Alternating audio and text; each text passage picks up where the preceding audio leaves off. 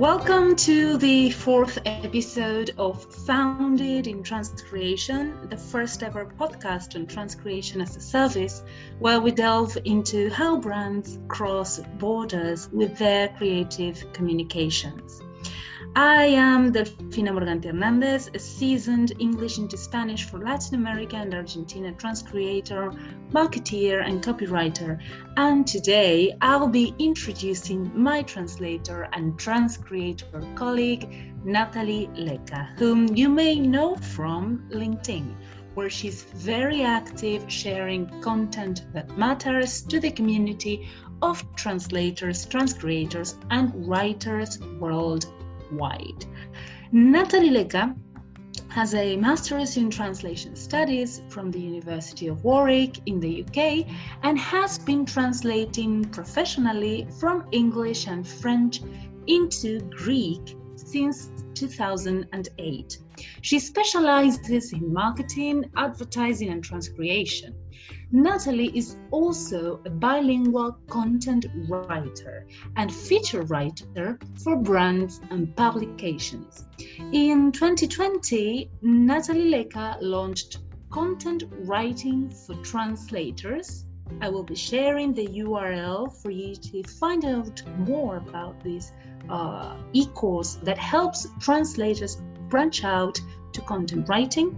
And you can actually find Natali Lekka on LinkedIn on www.linkedin.com/in/Natali Lekka. Again, I will be sharing this URL for you to connect with her, follow her, and find out more about her on the internet.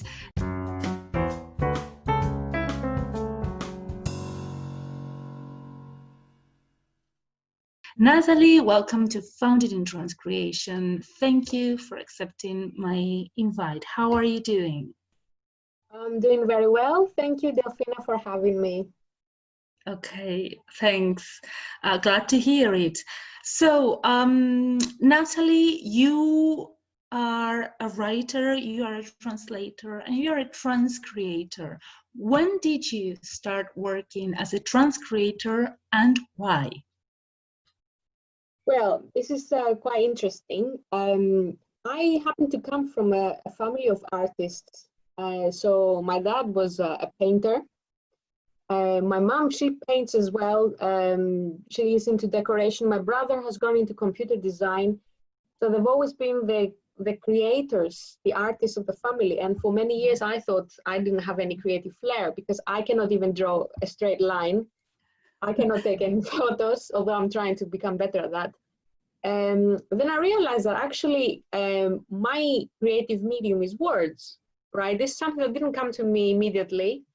I thought that just because I'm not visual, I don't do something visual, then I'm not an artist. But, you know, art comes in many forms. And for me, it has always been words. Now, I started as a translator first because this is what I studied. That's my academic background. So both my undergraduate and my postgraduate is in translation. But I always kind of missed the creativity of using words. So I went, after translation, I went into writing. I started as a writer, first writing for magazines, and then I went into content writing. And then I came across transcreation almost by chance. I had some translation clients who introduced me to transcreation jobs. And I took a look and I started working on them. And then I realized that for me, transcreation basically bridges everything that I've already been doing. So my love for languages, translation, and writing. So for me, it's basically the best medium that basically encompasses everything. And this is something I really enjoy doing now, even more. Wow, so you are an artist.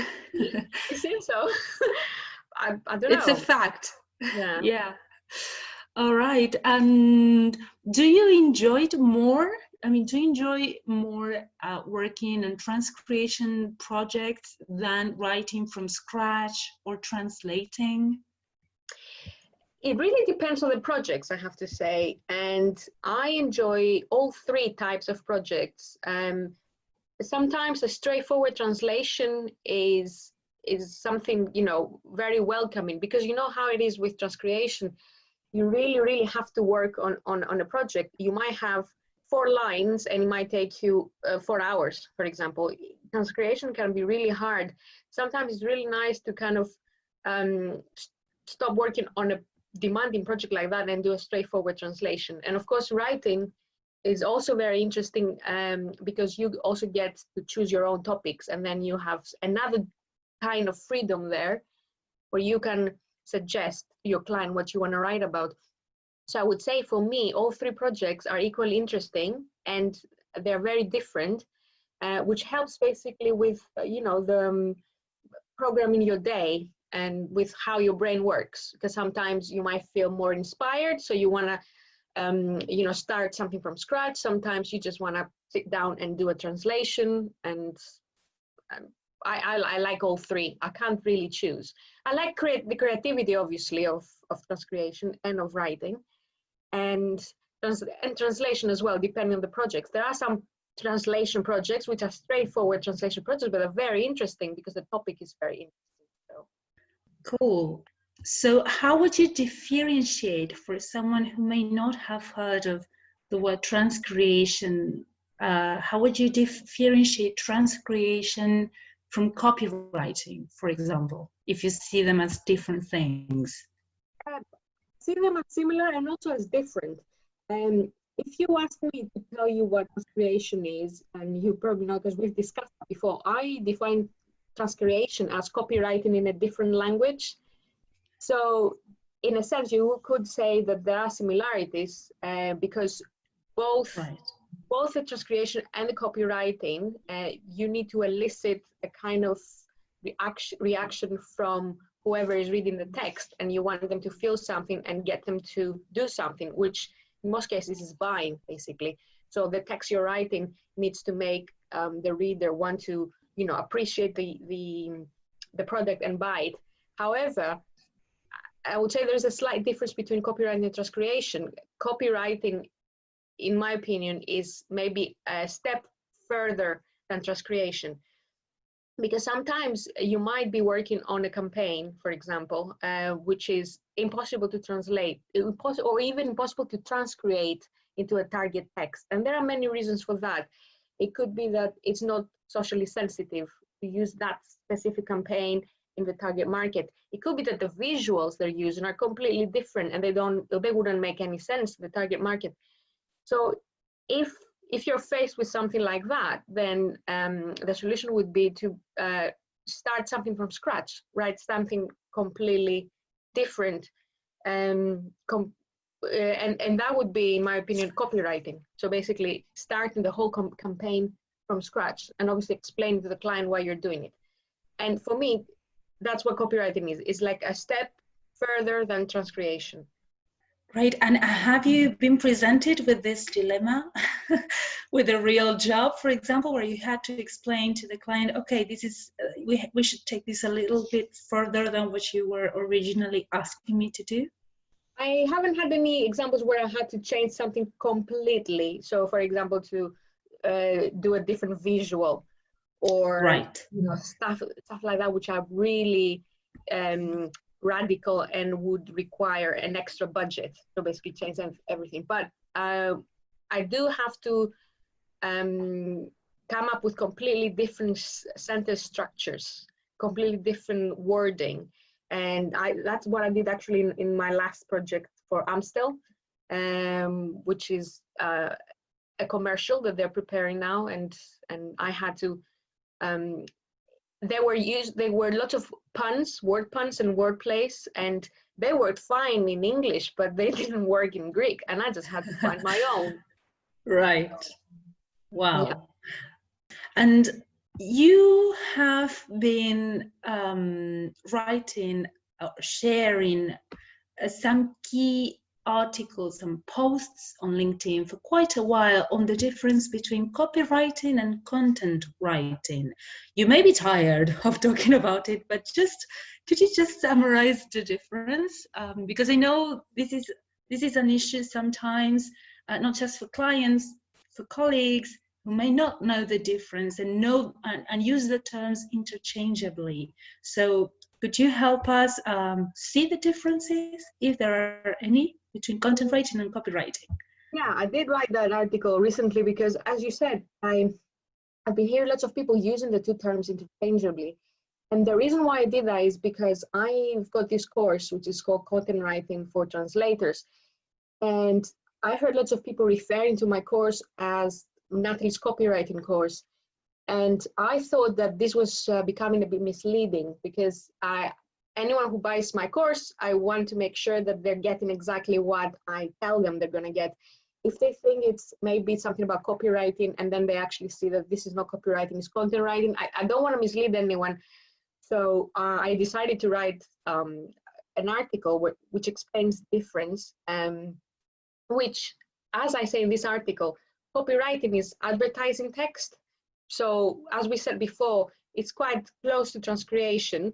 So copywriting is in any language you're doing it in English. And if you are taking this text and obviously you're putting it into another language, then you're transcreating it. It's copywriting in another language.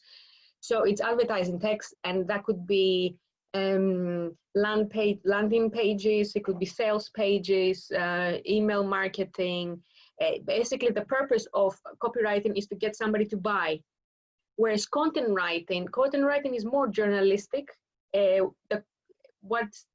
purpose of it is to inform people, to inform who's ever reading about a service or a product. And eventually it could lead to buying. But you know, somebody who might come across your website for the first time, they might not know what you're selling or what your services are, what your products are. You need to educate them, right? And you do that through content writing. And the easiest way to do that is through blogging, for example, writing blog posts. You can have ebooks, you can have white papers. There are lots of types of content writing, but obviously the most common one is blogging. And basically that's the difference. One is sales, the other one is engaging and informing. And I prefer the second because it's, for me, it's more journalistic. You have to do more research, right? And because I come from a magazine background, writing for articles, for travel articles, for magazines, I find that for me it's more fulfilling. Yeah. Well, I won't get started on writing because I know I could go on and on. But I was going to ask you, just for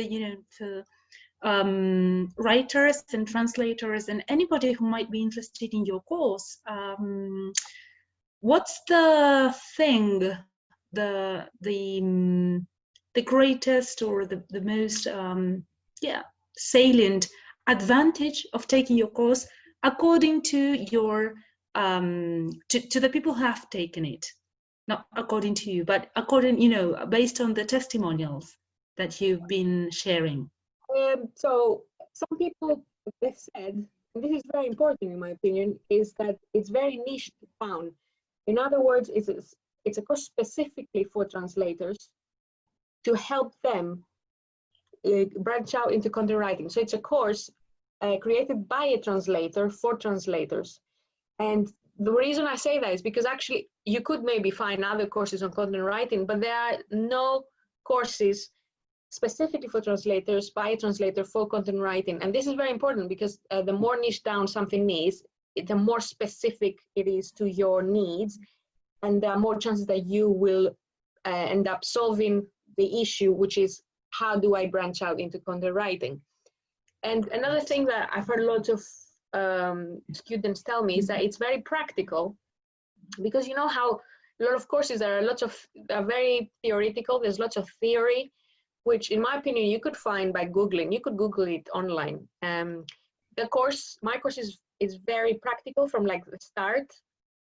Each step is like, do this, do that, learn this, learn that, and everything comes from my experience as well. So it's not things I've put together randomly. It's things I've actually tried and tested myself. So yeah. This wasn't something that we had planned to discuss, but I think it's important, since you're here and sharing your time with us. Also, whenever I can, I refer translators interested in doing this to your course, because even though I haven't taken it myself, which I might do in the near future, by the way, because you never stop learning, I've been knowing you through your content, and we have had some previous interactions and joint content before, and you are someone who immediately conveys trust, and you know that's really important, no matter what you sell, to give that idea, to build confidence and trust, and you do that naturally because it just shows that you know what you're talking about. So I'm really interested in making colleagues who are like that, especially professionals and trustworthy, more visible, right? In an industry where we tend to be invisible as translators, as transcreators. Thank you. I want to celebrate it. Yeah. Sure. No, sure. I think it was the least I could do. So what sort of brands do you usually work for? I work mostly with fashion brands and cosmetics brands, which I like because I'm also a user of these products. I use a lot of cosmetics, and I do work with a company actually who is doing beauty subscription boxes. So sometimes I do get boxes with cosmetics, and oh, that's my translation. So that's actually quite nice. I like it. But apart from that, I've also done other projects. I've worked with car brands and food and beverage and airlines. So yeah, so it's just a quite broad kind of portfolio of brands. Is there a word in Greek to refer to transcreation, or do you, with your clients, use the borrowing transcreation? I have heard the term which is used, diapolitισμική μετάφραση, which is cross-cultural translation, basically, or cross-cultural adaptation, you could say, and that's possibly the closest you can get to transcreation. But other than that, there's also, Greeks do tend to use transcreation as well. And actually, I did receive a few weeks ago an email from a Greek agency, and they were saying, we would like to work with you, and we're interested in, they were speaking in Greek to me, but they used the word transcreation. Do you do transcreation? So this is I think this term is easily understood in the industry. If you are in the industry, they would understand it. So they wouldn't, most of them wouldn't bother to translate it. Yes. I've even heard a term, Metaphrasi, which is basically the exact translation of transcreation, which to me doesn't even make any sense. If I was to hear that term, I would probably think something medical. So I think we should maybe go with transcreation, and any effort to translate it might actually be misleading. So, and yes, there's this cross-cultural adaptation, which I mentioned before. So that's the thing.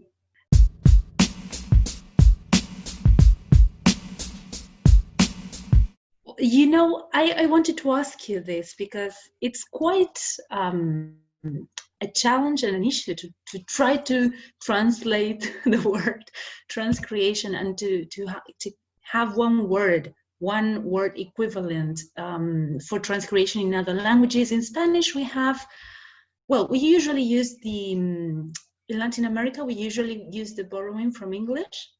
But I've noticed that in Spain and in some cases, you know, with clients even within Argentina, within Latin America, etc., they use transcreación, which at the level of form replicates the blending. That being said, for someone who's never heard of the word, transcreación seems to refer to something, I'd say, I wouldn't say medical, but maybe biological, maybe creating trans, and trans standing for, so trans is not translation though, isn't it? It's like transferring, you're transferring something.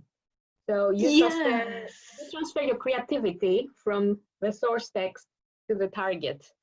So you could say something like that. I think in Spanish it's easier to come with transcreación because it's very Latin based, the transcreation, and Spanish as well. Whereas in Greek, we have translation is metaphrasi. So you have the word meta, you have to change the words basically. So somebody came up with metaphrasi. So meta, which is the Greek translation for trans, which denotes some kind of transference. And plasi is like from platho, which is create. In my opinion, it doesn't really work. It is the exact translation of transcreation, but to me, it sounds more medical. Yes. So I would just say keep it, cross-cultural adaptation, or keep it transcreation in Greek. Yeah. Well, I'd say the same in Spanish, because I don't like transcreación. I think it's not completely transparent. And actually what we would use for translation, is traducción. Trad would be the root. So tradcreación would be the proper combination, right? From traducción, creación, which stands for translation and creation or creativity respectively. There came a point when I tried to use something like creative translation to sort of paraphrase the idea. But then I thought, but aren't we all translators by definition creative? Yes. So I thought I was betraying somehow what I think is translation, which is both a science or sort of and an art, right? Yeah. So even if you're a medical translator, you have to be creative. A technical translator has to be creative. The entire task of the translator is a creative task, no matter the field or industry. So I really ruled out all possible translations so far, and I am using the term in English as the borrowing.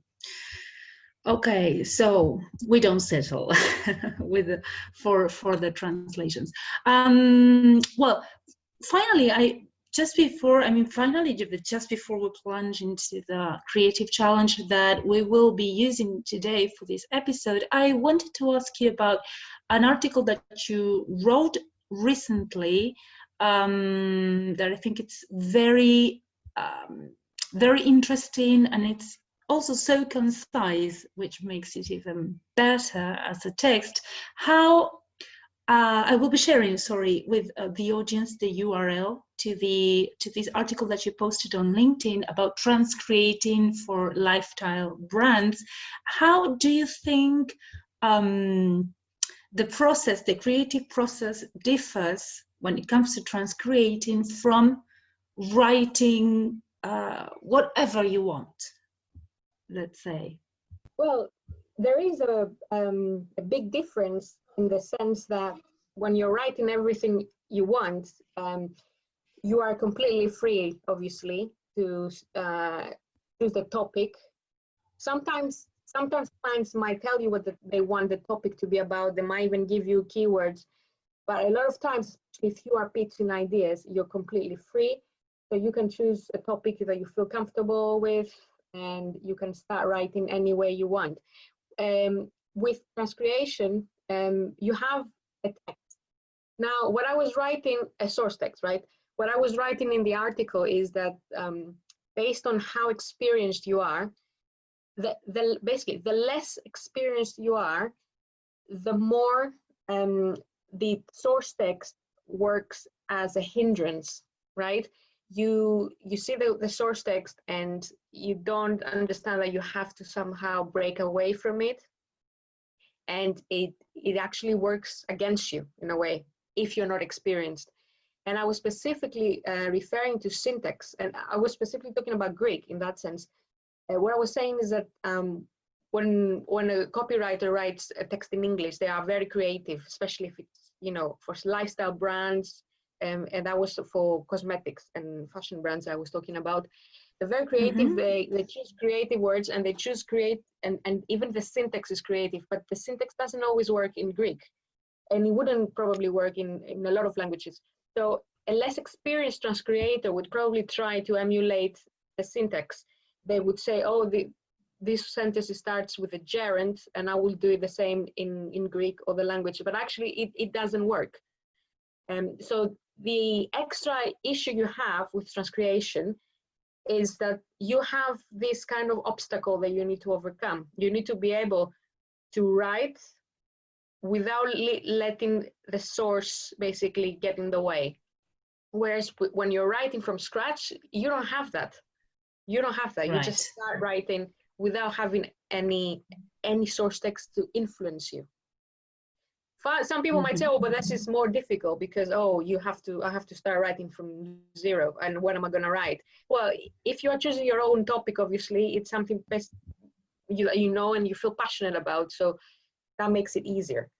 So I hope I made myself clear. Yes, I think so. In case this may not be fully clear, I will be quoting you right now with a very short extract from your article. Natalie, her article, she wrote, "What you must never do as a transcreator is end up writing the complete opposite of what the source text says." And because this is advertising, which is the industry, by the way, where transcreation is mostly required for, Natalie says, don't make any claims that the product cannot support, right? So creativity is somehow limited by the reason why, the rational features of the product. And also Natalie said, bottom line, transcreate the concept rather than the sentences they give you. I think this sort of wraps up on the idea of the syntax. Exactly, right? That's what I was talking about, the syntax before. Because I found, when I started with transcreation, I too found myself trying to kind of stay close to the syntax, to how the word is, to how the syntax is structured. But in Greek, it just doesn't work, because the more creative the English text is, there are the fewer equivalencies with the target text. So you just have to completely scrap it and just go your own way, you know. Still, you need to obviously say what you follow the content, which is why I said translate the concept, but not the way the concept is structured, if you know what I mean. Okay, and I was wondering, were you ever faced with a project that was very challenging, that somehow led you to wonder, why on earth do they even bother transcreating this? It's impossible, or something like that? Well, you know how it is. I mean, you do get projects where, and that's specifically slogans, because other texts, you know, like product, for example, descriptions, you can work them out. Even if you're not going to follow the same structure, even you're not going to follow the same words, the same adjectives, there are always ways to do them in your target language by using completely different text. But a slogan is a completely different thing, isn't it? It's you know, it's something that the brand is famous by, and you have to get it right. Or if you can't get it exactly like that, you have to find something which is going to make the same impact, if possible. The same, but it's not going to be the same word. You might even change it completely, but it has to make the same impact. And you know, if you're working by yourself, this is very difficult, because when it comes to copywriting, there is always a copywriting team behind you. So you as a transcreator, why should you be alone? There's always going to be, you know, like a team behind you. So you have to, whatever you come up with, there will probably be, it will come back and forth, you know, the client wants that, you change that, you need to talk to that. It's even better if you go on a Zoom call and talk to them directly, which I have done as well once. When you work with agencies don't like it, but there was a case where I did do it, and I spoke with the headquarters of the agency, so the end client. So, and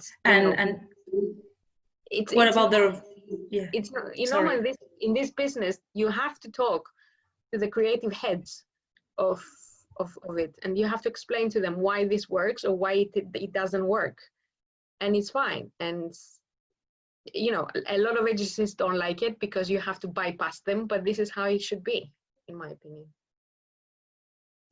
Well, I think that, you know, many agencies will probably understand, right? And they are somehow mediating between the the Transcreator and the copywriters, the headquarters or whatever, I always say that the Transcreator is no less important in the process, because somehow the text is being born again, and it deserves as much time, budget, and responsibility and professionalism as the source text did, right? If we're discussing a brand's reputation, which is actually basically what's mostly at stake, it should be given as much attention and as much everything as the original process was given, right? It's no less important. We were talking about actually reaching other markets, trying to conquer new audiences, like you say, reflect the impact. So what do you want your impact to be like? That's basically the question, right? And how much are you willing to invest your resources into making that impact a positive one? Companies should invest, because it's about making more money. When you're reaching more markets, you're making more money. So which company would not want that? It's obvious they should. But some companies are not educated about transcreation and what it takes to transcreate. So yes, well, it's not the topic that we're going to use for this next discussion that we're having in just a few seconds or minutes, but there have been, and there are some famous examples of cases where companies did not resort to a Transcreator or didn't know about this service, or somehow thought that it was, that rendering their slogan or their product name or whatever into a different language was just a matter of changing the words and using those from the target language. And well, there have been cases where the target audience have been either offended or simply laughed at the result, right? And the brand reputation was so damaged that they either had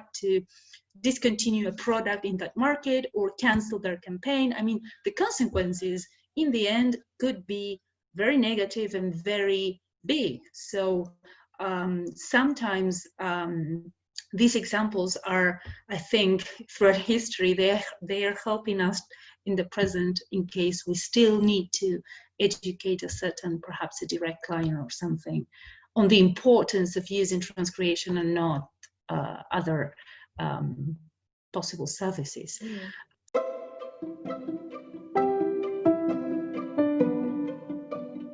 Well, we may take a break right now, and coming up next, I always wanted to be a journalist, so I tried to use the language used in radio shows and TV shows. It's so silly, but anyway.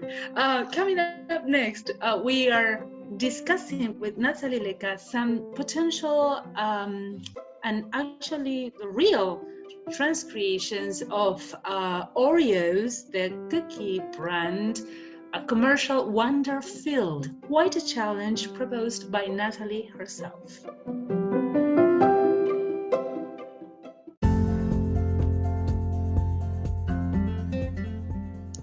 I always feel so lucky to be alive in this century, because I always think how fortunate I am to be able to create things with the aid of technology, such as this podcast. That's really something I do with a lot of love and care, and to have fun and to share those feelings, and to share a bit more about Transcreation in a different way. I hope you enjoyed as much as I enjoyed doing it, and if you enjoyed this episode in particular with Natali Lekka, you will absolutely love the next one, where we even sing a little bit to Oreo's jingle, and we try some rework on the official versions of the Wonder-Filled campaign song. So stay tuned, and thank you